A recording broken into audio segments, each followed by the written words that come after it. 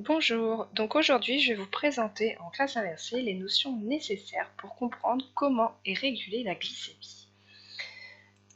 Tout d'abord, étudions l'évolution de cette glycémie au cours d'une journée. Pour obtenir cette courbe, on a mesuré la glycémie chez 4 adolescents sur 48 heures et on a fait ces mesures à peu près toutes les heures. Donc c'est chaque petit point ici, ça correspond à peu près à une mesure et c'est à peu près toutes les heures. La barre ici, c'est l'écart type, c'est la marge d'erreur. Bon, on va pas trop en tenir compte ici. Alors, qu'est-ce qu'on va constater au niveau de cette courbe? Tout d'abord, on voit que la glycémie va varier au cours d'une journée. Donc là, on est sur 48 heures à peu près. Que cette glycémie varie, certes, mais dans des proportions assez restreintes. Elle va jamais être en dessous de 80 mg pour 100 ml de sang, ni au-dessus de 110 mg pour 100 ml de sang. Et on constate à peu près 3 pics, un pic ici, un pic là et un pic là. Donc, ce qui va correspondre à des pics suite aux événements 1, 2, 3. Et ces événements 1, 2, 3, c'est les 3 repas journaliers. Donc le petit déjeuner à 8 h du matin, le déjeuner vers midi et le souper assez tôt vers 18 h. Donc on observe des augmentations suite aux 3 repas, mais ces augmentations vont rester brèves. Elles vont durer quoi? 1 heure et après on a vite une diminution. À part pour le déjeuner, on va dire que ça reste stable quand même, 3-4 heures avant d'avoir aussi notre diminution. Et après, bon, nous on a le souper à 18 h, il y a toute la nuit qui va se dérouler, donc on a quand même une baisse de la glycémie importante durant le jeûne dû à la nuit. Ces valeurs de glycémie sont un paramètre régulé, maintenu autour d'une valeur qu'on va appeler une valeur consigne. Et cette valeur consigne, on va dire qu'elle est environ égale à 1 g donc, de glucose par litre de sang. Donc cette valeur consigne, c'est à peu près 1 g par litre. Alors, cette glycémie, donc on peut définir la glycémie comme le taux de glucose sanguin, cette glycémie est maintenue autour d'une valeur consigne de 1 g par litre.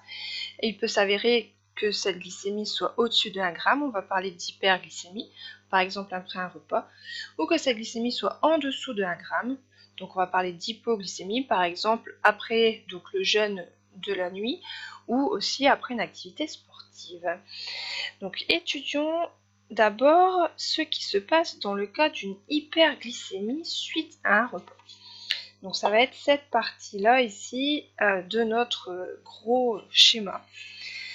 Donc suite à un repas, on va avoir une augmentation de la valeur consigne, donc qui va être bien supérieure à 1 g par litre, on est ici.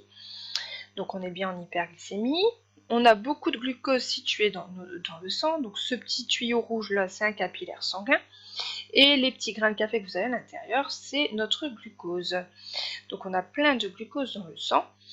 Et donc cette hyperglycémie, ce taux de glucose sanguin trop élevé, va être capté par un organe, le pancréas. Et surtout au niveau du pancréas, ça va être ce qu'on appelle les îlots de Langerhans, qui vont être composés de plusieurs types de cellules. Les cellules bêta, plutôt situées au centre, c'est elles qui vont capter cette hyperglycémie. Pour y répondre, elles vont produire une hormone qu'on appelle l'insuline. Cette hormone va voyager via le système sanguin et atteindre 3 organes cibles, le foie, ici la cellule hépatique, le muscle et le tissu adipeux. Organes cibles puisqu'on a des récepteurs spécifiques à l'insuline sur ces 3 organes. L'insuline va pouvoir rentrer à l'intérieur de ces organes et va activer le stockage du glucose sous forme de glycogène. On va parler de glycogenèse. Donc ça a lieu au niveau du foie et également au niveau du muscle. Par contre, dans les cellules adipeuses, ce glucose va être stocké sous forme de triglycérides. On va appeler ça la lipogenèse.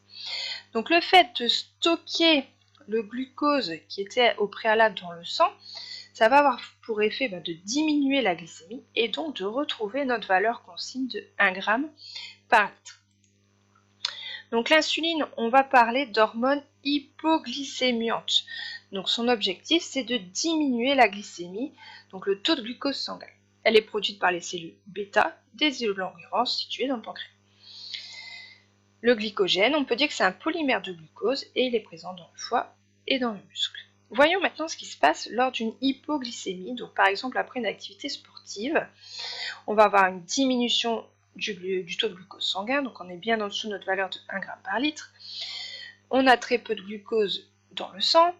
Cette hypoglycémie va être captée toujours par le pancréas et les îlots de Langerhans, mais cette fois par les cellules alpha, plutôt situées au pourtour de l'îlot de Langerhans.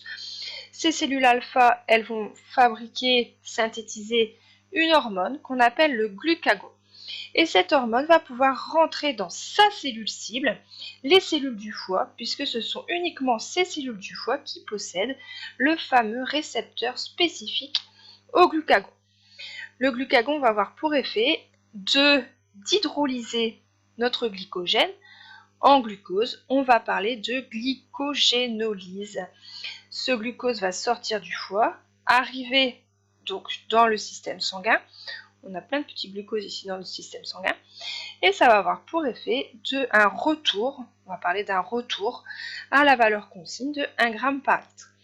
Donc on va parler ici de boucle de régulation de la glycémie, puisqu'on part de l'hypoglycémie pour retrouver notre valeur consigne ou de l'hyperglycémie pour retrouver notre valeur consigne. Donc le glucagon, c'est aussi une hormone pancréatique. Cette fois, on va parler d'hormone hyperglycémiante, puisque son objectif, c'est d'augmenter le taux de glucose sanguin, et elle va être produite par les cellules alpha des îlots de Langerhans. Alors, le travail que vous devez effectuer. Donc là, vous avez vu la vidéo, vous avez plus ou moins compris. Je vais vous demander de faire une fiche de cours à partir de cette vidéo. Vous avez aussi des documents, donc par exemple le schéma de la régulation de la glycémie qui va être disponible sur le mur Padlet. Et sur ce même mur, vous devez aussi répondre à un QCM. Donc je vous demande de préciser votre nom, parce que sur le site c'est noté facultatif, mais moi je veux que ce soit obligatoire, puisque ce QCM va me permettre d'identifier vos difficultés, ce que vous avez compris, pas compris, pour pouvoir y remédier, donc faire un travail différencié en classe, selon ce qui vous a posé problème ou non dans cette vidéo. Donc faites-le qu'une seule fois, même si vous avez faux à certaines questions, c'est pas grave, c'est pas ça l'objectif, c'est pas d'avoir tout bon. Et pareil, donc ce QCM est sur le mur Padlet. Donc bon courage, et voilà.